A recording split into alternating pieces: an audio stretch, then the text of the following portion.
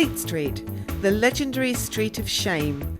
Once home to the major UK newspapers, now only the ornate office buildings and pubs remain. Here you will find some of the oldest pubs in London, many dating back to the Great Fire. Historic pubs whose patrons included Dr. Johnson, Voltaire, Dickens and Mark Twain. Adjacent to St Bride's Church is the Old Bell, scene of many a marathon journalistic drinking session when Fleet Street was in its heyday. Named after the famous satirical magazine with offices just around the corner, the Punch Tavern's ornate interior was divided in two a few years ago after a dispute between the co-owners.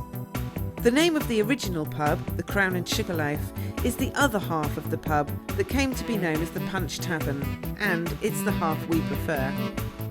Rebuilt just after the Great Fire of London, Ye Old Cheshire Cheese is an atmospheric old pub with wooden panelling, stone flag floors and enough nooks and crannies to lose an entire coach party in.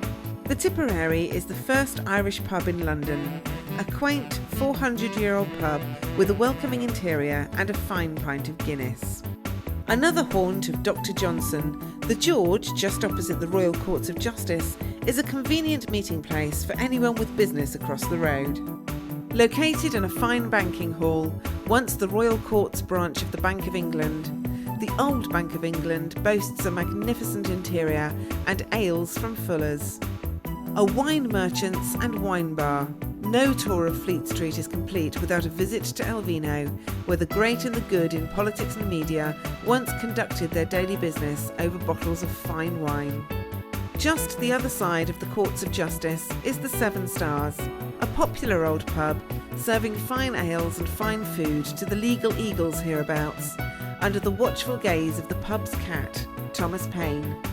For thousands of pubs around London, visit fancyapint.com.